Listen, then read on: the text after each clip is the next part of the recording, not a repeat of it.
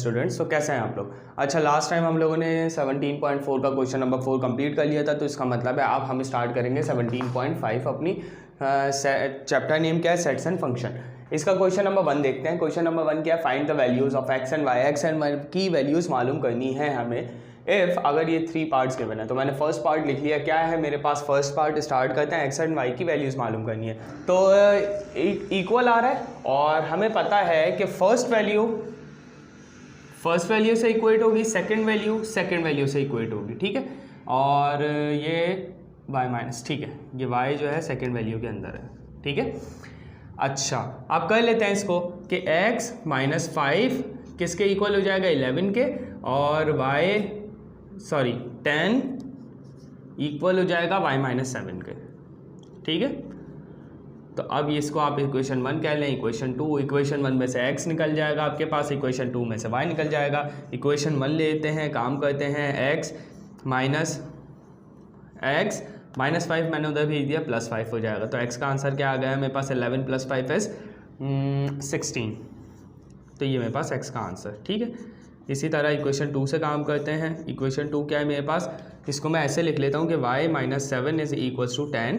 अब मैंने 7 उधर भेजा, माइनस 7 था, उधर जाके प्लस 7 हो जाएगा, तो y इज इक्वल्स टू 17। ये मेरे पास y का आंसर, ठीक है। इस तरह हमने मालूम करना है।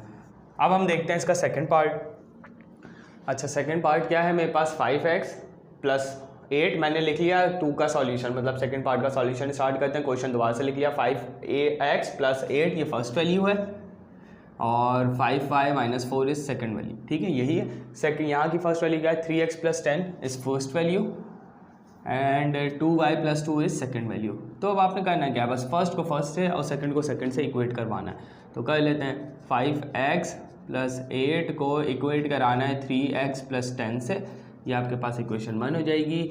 अब आपने 5y माइनस 4 को इक्वेट कराना है किससे, 2y प्लस 2 से, ठीक है, ये इक्वेशन 2 हो गई। अब क्या करना है आपने कि इक्वेशन 1 को लेते हैं, x की वैल्यू निकालते हैं। इक्वेशन 1 ली हमने, equation 1 implies that 5x is equals to 3x plus 10 था।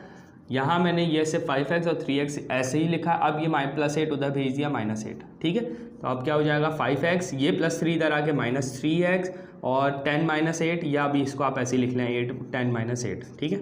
अब क्या होगा हमारे पास, 5x माइनस 3x, तो क्या हो जाएगा, 2x is equals to 10 minus 8 is 2।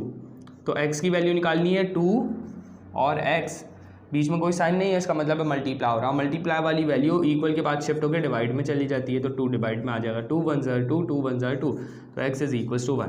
x का आंसर हमारे पास क्या आ गया, 1।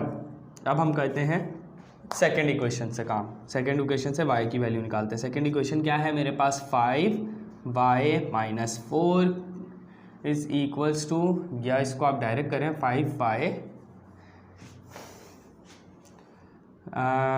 5y is equals to 2y plus 2, और ये वाला माइनस 4 मैंने इधर भेज दिया, तो प्लस 4, ठीक है, और ये प्लस 2y इधर आ जाएगा, तो 5y minus 2y is equals to plus 2 plus 4, ठीक है।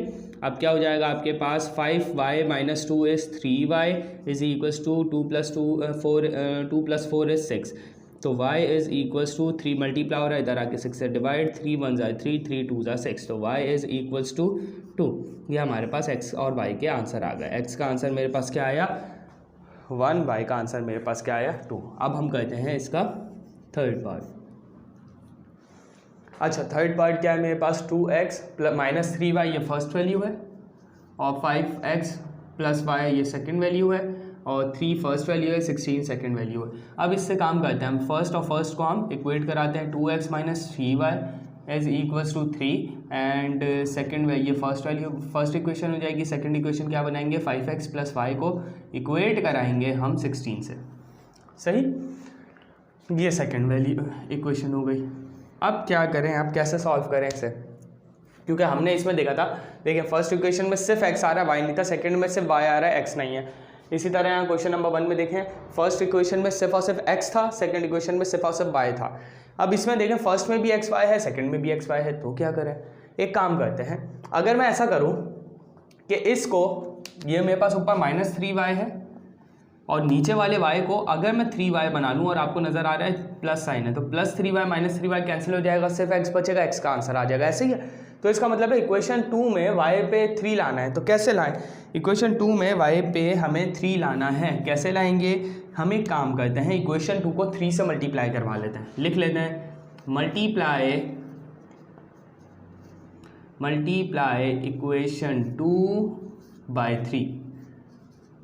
तो क्या हो जाएगा? इक्वेशन 2 इम्प्लाइज दैट 3 मल्टीप्लाई करा देंगे 5x प्लस वाई और इज इक्वल्स टू 16 भी मल्टीप्लाई होगा 3 से। ठीक है, दोनों left hand side equals to left hand side और राइट हैंड साइड दोनों 3 से मल्टीप्लाई होंगी। कर लें इसको।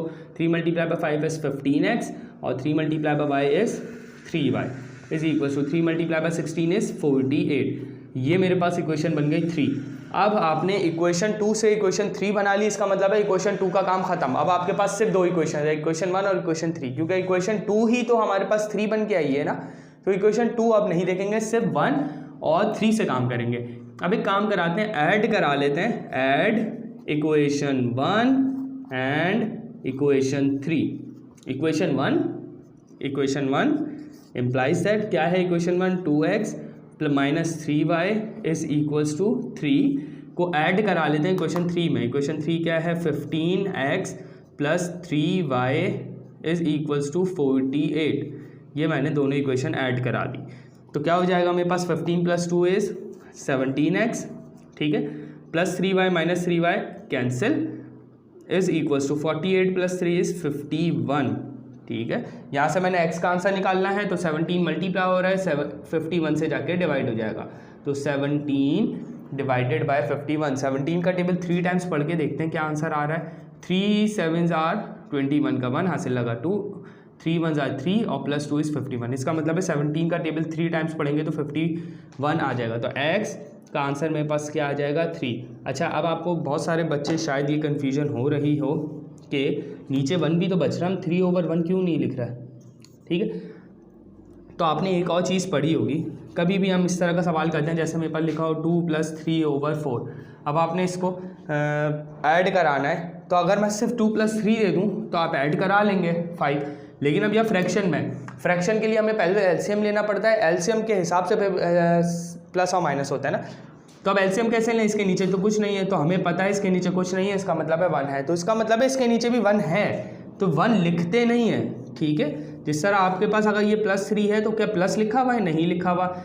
इसी तरह 3 की पावर 1 है, क्या लिखी हुई है? नहीं लिखी हुई। इसी तरह नीचे डिनोमिनेटर के अंदर हमारे पास 1 है जो नहीं लिखा हुआ और लिख के दिखाते भी नहीं है। हाँ, 1 के अलावा कुछ भी नंबर आ जाए, -1 आ जाए तो वो माइनस यहाँ लग जाएगा, नीचे 1 नहीं लिखेंगे। हाँ, 1 के अलावा कोई भी वैल्यू आ जाए, 1 और 0 के अलावा, 0 आ गया तो इनफाइनाइट हो जाएगा, उसकी बात छोड़ दें। 1 और -1 के अलावा कोई भी वैल्यू आ जाए, 2 + 2 -2 3 और ये 4 जो भी वैल्यू है वो नीचे लिखेंगे लाजमी। ये मेरे पास आ गया x का आंसर। ठीक है, अब एक काम करें, इक्वेशन 1 और 2 में से, अब आप बोलेंगे 2 का तो हमारा काम खत्म हो गया। अब हमारे पास वैसे काम खत्म हो गया, मतलब ऐड इसको नहीं करा सकते थे हम दोनों। ठीक है, इससे हमने ये इक्वेशन बना ली थी। अब आपके पास 1 2 3 किसी भी इक्वेशन में ये x रख दें, y निकालना है। ठीक है, लेकिन रखेंगे कैसे? आप अपने हिसाब से देखें जो आपको आसान लग रही है इक्वेशन। तो इसको तो छोड़ दें, इसमें बड़ी बड़ी वैल्यूज़ आ रही है ना, तो इक्वेशन 3 को छोड़ दें। इक्वेशन 1 और 2 में से देख लें, किसी में x पुट करें, मैं 1 में पुट कर लेता हूँ, या आपको y का आंसर चाहिए ना, इसमें मैं सेकंड में पुट कर रहा हूँ। ठीक है, तो put the value of x in equation, put the value of x in equation 2। Equation 2 में पुट कर लेते हैं x को। तो इक्वेशन 2 क्या है? लिख लेंगे, equation 2 implies that 5x, x की जगह मैं 3 लिख लिया और plus y is equals to 16। 5 3s are 15 plus y is equals to 16। y ऐसे ही रहेगा, 16 अपनी जगह रहेगा, 15 उठ के वहाँ चले जाएगा, माइनस का 15 हो जाएगा। तो y का आंसर क्या आ गया? 16 - 15 इज 1। ठीक है, अब आप बोले सर हमने 2 में पुट किया है, हम 1 में पुट करते तो कोई और आंसर आता है, ऐसा कुछ नहीं होगा। आप 1 में पुट करें, 2 में पुट करें, 3 में पुट करें, y का आंसर 1 ही आएगा। और अगर किसी को देखना है तो बहुत अच्छी बात है, खुद से भी देखें, इक्वेशन 1 में पुट करें। आपका बस, मैं वैसे कोई होमवर्क नहीं दूंगा क्योंकि मैंने एक चैनल पे टीचर को देखा था, उनकी शिकायत ये थी कि उन्होंने जिस तरह एक्सरसाइज 4 एक्सरसाइज करा दी, 4 एक्सरसाइज में से सिर्फ किसी एक एक्सरसाइज में एक क्वेश्चन दे दिया। मिसाल के तौर पे हर एक्सरसाइज में 10 क्वेश्चन है तो 40 क्वेश्चन थे, उन्होंने 39 करा दिए, सिर्फ एक क्वेश्चन होमवर्क से दिया, जिसमें बच्चों के कमेंट आने शुरू हो गए थे कि सर आप तो सारे क्वेश्चन होमवर्क से दे देते हैं, ख़ुद से बहुत कम करा रहे होते हैं। तो सर को भी ये शिकायत थी। सर ने कहा देखें मैं तो सारे करवा रहा हूँ, अगर एक छोड़ रहा हूँ तो एक आप होमवर्क से कर लें, मैं एक भी नहीं छोड़ रहा, मैं करवा रहा हूँ। बस आपने होमवर्क से खुद से ये करना है अपनी तसल्ली के लिए, सेटिस्फेक्शन के लिए, कि आपने इक्वेशन 1 के अंदर भी x 3 पुट करें और y का आंसर निकालें, इक्वेशन 3 के अंदर भी, ये इक्वेशन 3 में भी x की जगह 3 पुट करें और y का आंसर निकालें और चेक करके बताएं कि आंसर 1 के अलावा कुछ और आ रहा है या नहीं। y का आंसर 1 ही आएगा। मैंने 2 में पुट कर लिया, इक्वेशन 1 और 3 आपका होमवर्क है, आपने खुद से करना है। देखें कि क्या ये सही होगा इस तरह का, है ना, मतलब कि अगर हम 1 में पुट करें तो y का आंसर चेंज तो नहीं हो जाएगा, ये 3 में पुट करें तो y का आंसर चेंज तो नहीं हो जाएगा, ये आप खुद चेक करें। अच्छा स्टूडेंट्स, तो हमारा ये क्वेश्चन नंबर 1 हो गया कंप्लीट, और ये मेरे पास वीडियो भी थोड़ी सी लेक्चर हो गया बड़ा, 12 to 13 मिनट्स का, 11 to 12 मिनट्स का। तो मेरा ख्याल है इस लेक्चर के अंदर हम सिर्फ क्वेश्चन नंबर 1 ही देखते हैं। अब नेक्स्ट लेक्चर के अंदर हम क्वेश्चन नंबर 2 करेंगे। तो जब तक के लिए अल्लाह हाफ़िज़।